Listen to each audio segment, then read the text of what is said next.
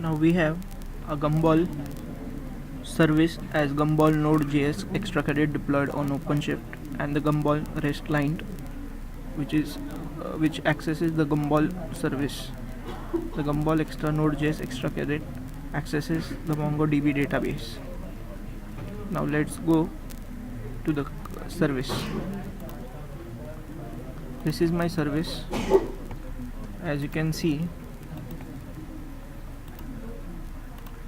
the number of gumballs right now is 8.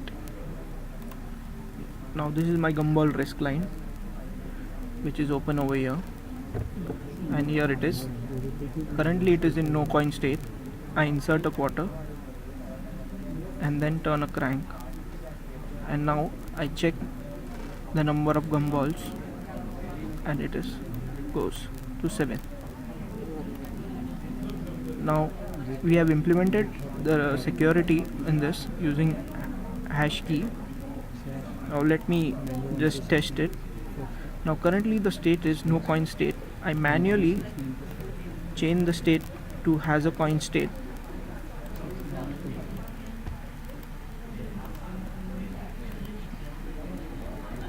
Now here I have changed it to has a coin state.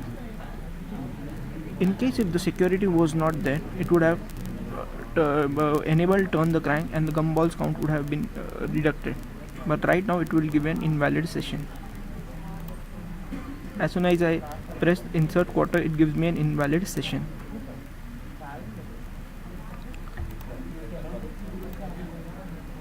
Now again it's invalid session. This is how we have implemented security using SSH keys. Now this is my code to implement the security in a Gumball machine. Here we have created a hash key, which I pass it to my index page. Then I render it from here during the post.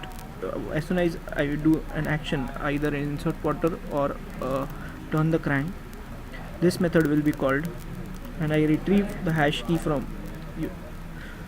the session, from the request parameters. Then I again prepare a hash key and then compare it, and if both are not the same, then it will give an invalid session. And this is how we have implemented security.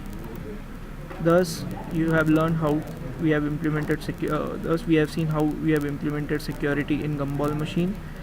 How does the Gumball machine interacts with the Gumball REST service, which accesses the MongoDB database. Thank you.